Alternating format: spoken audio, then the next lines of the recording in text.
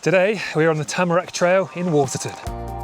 The Tamarack Trail has to be one of Waterton's best multi-day hikes. Starting at Rowe Lake trailhead on the Parkway and ending at Red Canyon, or vice versa. This 30+ kilometre trail winds its way through multiple valleys, up overpasses, across ridgelines, past lakes and along creeks. The trail can be done in a single day or over several, with campsites at both Lone Lake and Twin Lakes to take advantage of. It also has the choice of 2 alternative routes. We'd be starting here at Rowe Lake trailhead and overnighting about halfway through at Lone Lake.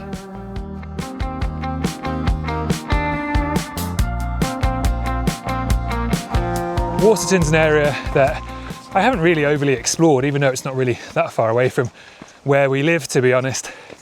But this trail is the Tamarack Trail. Tamarack meaning larch trees, and it's the end of September here in the Rockies, so we're definitely getting nicely into fall. So I'll show you the trail and hopefully we'll get into a bit of fall photography on the way as well. And even already we are getting a bit distracted by the fall colour here in the woods. So about 7 or 8 years ago here in Waterton, there was a huge wildfire. And apparently it took out about 60% of the park in total, including obviously a lot of the trees behind me here on this trail. But what we've been told is Rowe Meadows, where we're heading, is one of the only areas that didn't get affected. So obviously there's not going to be many tamaracks or many larches on this first section of the trail, but hopefully once we get deeper into those valleys, hopefully there will be. But because of the wildfires, it does mean that the forest floor is full of a lot of different foliage, a lot more diversified foliage than it would be if it were just pine trees. So that's always really nice, seeing the reds and the greens and the oranges on the forest floor. And in the woods here as well, there's actually quite a lot of new growth.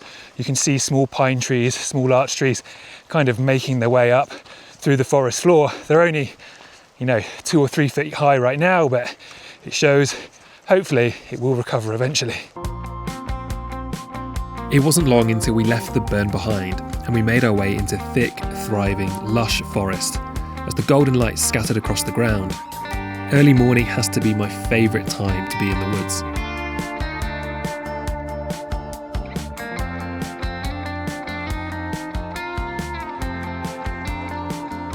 It's definitely berry season at this time of year, and there's a lot of berries on this trail.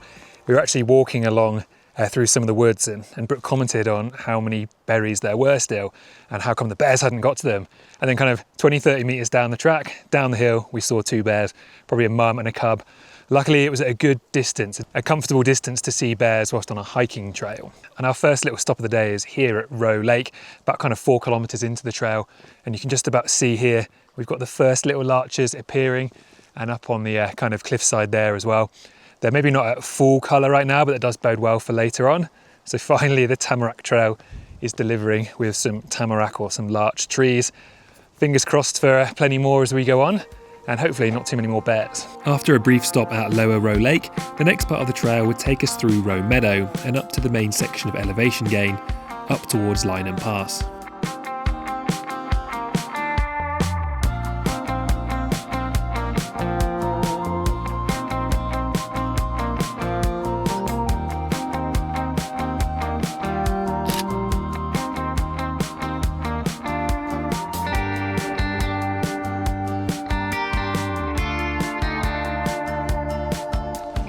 So far I've actually been really impressed with this trail. It's so nice coming to Waterton and hiking in part of it that's still very much alive. Like if you go to Waterton and go into the main part of the town, or kind of around where the visitors centre used to be, the Bears Hump, that kind of stuff, there are almost no living trees left in that area anymore since the 2017 wildfires.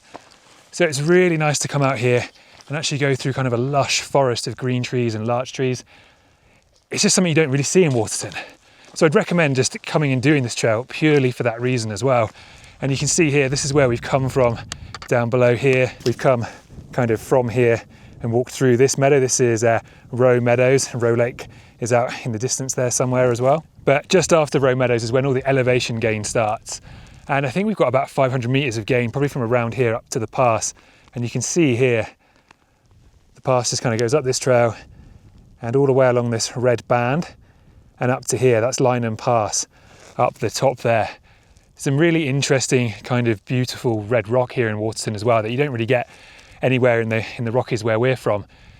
But a bit of a slog, very exposed to the sun, so going to be a hot one, but I think the views at the top are going to be incredible.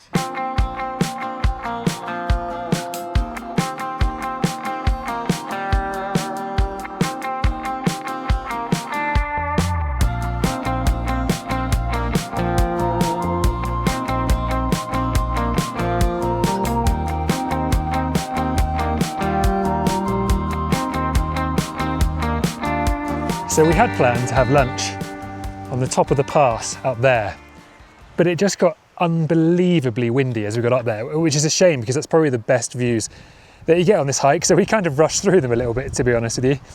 And there are some great layers up there and some great views down. And I think if I had a longer lens with me today, I could have got some really nice shots with those longer lenses. I kind of got one that might be okay. So you'll have to let me know what you think about that. And even like down onto where the burn is, where all the kind of old dead trees are and some of the kind of shapes in the land, that could have been good with a longer lens. And I'm still always in a bit of two minds of whether it's worth taking a longer lens with me. I've just been taking that 24-70, which kind of does it for 85% of the time, but would it have been worth taking a longer lens with me today? Would it have been worth lugging it along? I think because of the wind, probably not, but maybe on certain hikes in the future, it is worth it. But yeah, a bit of lunch, and then in 5 or 6 k's to Lone Lake, which is where we're camping tonight, and hopefully where we'll get some nice kind of sunset and sunrise photography.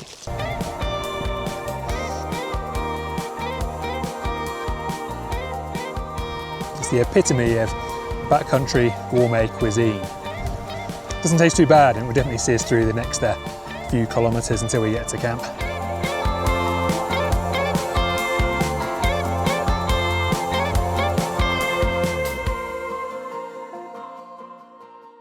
From up on that pass, the burnt forest in the valley below just looked like a continuous field of burnt trees and just no life whatsoever. But once you get down onto the forest floor here, it's actually kind of beautiful in here. You've got the silver from the dead trees, you've got the deep black from some of the burning, and then you've got all this foliage that is kind of coming back to life, the yellows, the reds, the greens.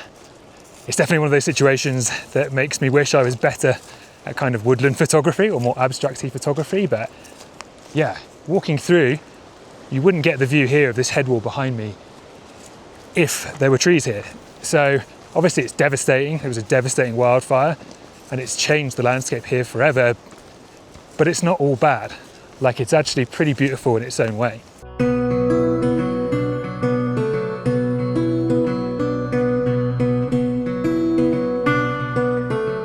From here, the trail would wind through what felt like endless burnt forest. This section of trail offered no reprieve from the sun and much more elevation gain than we expected. The last couple of kilometres felt very, very slow. Once over the pass, we were again met with living larch trees that finally offered some shade. The last push over that last little pass before the lake was pretty strenuous. No shade at all, about 200 metres of gain, but just later in the day, absolutely no shade. It's kind of a strange hike because you go through a forested valley, over a pass, and then just through a valley of dead, burnt trees.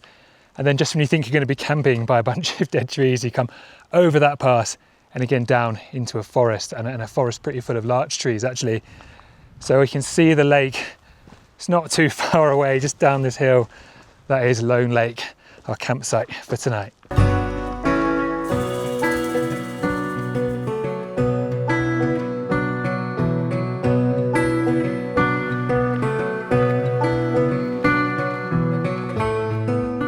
So this is Lone Lake. We finally made it. And it's a really quiet little campsite. There's actually only 4 pitches here, but it looks like there's a brand new drop toilet, a brand new outhouse, and also some brand new bear lockers, some really big ones to fit your whole bag in. So it's actually a really nice little spot and great to have it to ourselves. And you can see here, as the sun's coming down, that reflection is coming in, and we've got a lot of larches. Part of me thought we weren't going to get many larches on the Tamarack Trail or many tamarack trees just because of the fires. And it was a real mixture on the way down, but we've got them all around the lake here. So I think there should be some good shots in the morning, and maybe even later if the lake does properly settle before the sun goes down. But for now, let me show you what's for dinner, because I think we've got quite a good little backcountry hack here that we've been using the last couple of times we've been out to have a tasty dinner for a lot less than a dehydrated meal. So for dinner tonight, we have a paneer tikka masala, and you can actually just pick these up in the supermarket. They're kind of like a ready to eat curry. We sometimes get these at home as well, but they're about $2.50, which is a hell of a lot cheaper than a dehydrated meal. They are a little bit heavier, but the good thing is you can just boil them in the bag. So we just pop them into the jet boil like Brooke's just done here, in the bag, cut them open, pour them into a little bowl, and then eat them with a couple of tortilla wraps. These are the same wraps that we were using at lunchtime, and they just kind of double up as something nice to dip into the curry. And they're quite calorie rich. There's about 200 calories in each wrap, so a couple of wraps and a nice curry, you're probably getting 600 to 800 calories in that, which is more than you get in a lot of those dehydrated meals. And to be honest with you, they're a hell of a lot cheaper and they taste better too. So there we go, curry in the backcountry. It's definitely going to stain these bowls and probably stain anything it touches, but that tastes good after 18 Ks in the hot sun, walking up through these kind of dead forests. This is what we needed.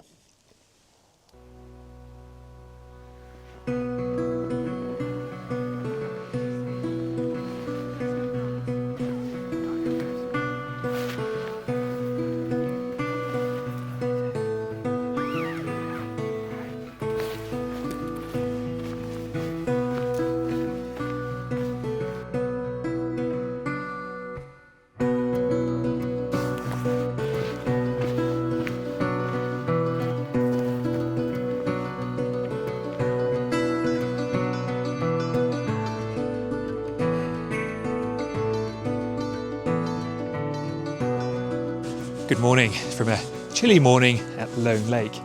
But as you can see behind me here, that reflection has come in a little bit this morning. And the scene here is kind of really vast. We've got larch trees covering the whole cliffside, and the headwall here is really, really tall. And I'm not sure I've got a wide enough angle to really capture the whole headwall this morning.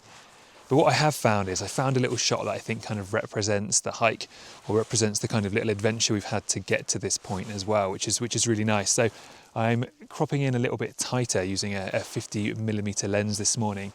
And you might be able to see behind me here that on the right hand side here, we've got those few dead trees on that kind of rock pile. And then as that moves across, we've got the greens and then the yellows of the larch trees as well. So that kind of represents the hike and what we did yesterday. You know, we passed through those dead burnt trees, on through to the green forests, and then on to the tamaracks or to the larch trees. So it's a good little shot to represent the trip. And what I'm actually doing this morning as well is I'm using a polarizer. And although that might seem a bit contradictory because there isn't really any sunlight right now, there's not really any glare from the sun or any kind of harsh contrast or kind of reflections that I might need to negate with the polarizer. But what you'll see as I twist this, you'll actually see how the saturation of the trees comes in and how the definition between each tree and even these grey trees on the right hand side and that rock pile get a little bit more defined. So it is still worthwhile using that polarizer, I think. And that's going to be my last little image here before the sun comes up too much. And I think it's pretty nice.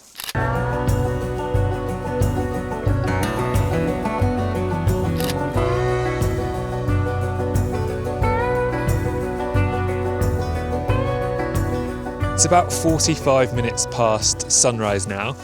And unfortunately, there hasn't really been much light hitting this headwall. You might be able to see just up there at the very top, the sun is just about creeping in. But I think by the time it hits the majority of this, or some of these larch trees, the light's just going to be too harsh, to be honest with you. And that's the thing with going to these kind of backcountry locations is, in all honesty, I just don't really know how the sunsets and sunrises and the sun in general is going to affect the area and how it's going to hit the kind of the walls and the cliffs and the trees. But that's just part of it, really. Part of kind of getting out here. So it's probably just going to be that one reflection shot from this morning, which I'm not sad about. I quite like that image. And we also have the second half of the Tamarack Trail to explore. So hopefully there'll be some shots on the way out as well.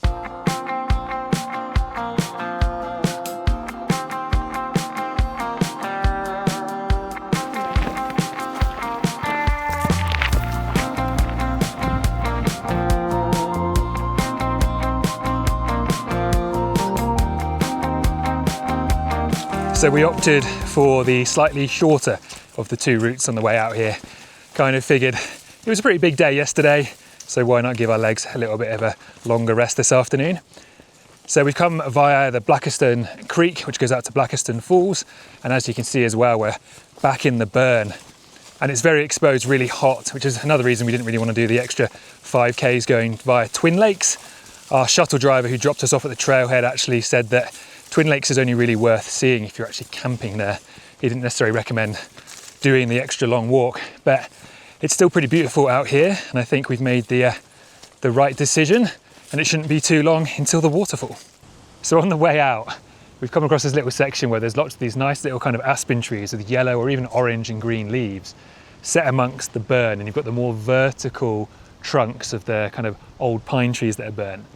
So I'm trying a little bit of intentional camera movement, which is definitely not something that I normally do, but I think in this situation it's a good little experiment. So what I'm really doing is kind of aiming towards the trees and shooting at about 1/50th of a second, and then as I'm taking the picture, just panning the camera down a little bit to get a kind of painterly look. Let me know what you think.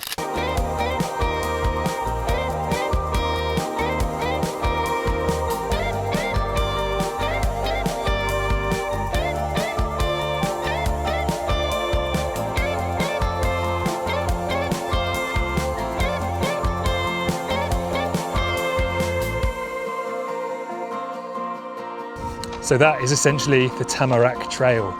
It's been a great little trail actually, and very varied. Like every valley has had a slightly different environment, slightly different landscape. We've had creeks, we've had passes, we've had ridge lines. It's been a beautiful couple of days. And considering the kind of effort to reward ratio of this hike, I would definitely put this down as one of the best multi-day hikes in Waterton. So if you have any questions about the trail, feel free to leave those in the comments below and let me know what you thought of the video. Maybe a little bit more hiking rather than photography, but I still got a couple of nice images along the way.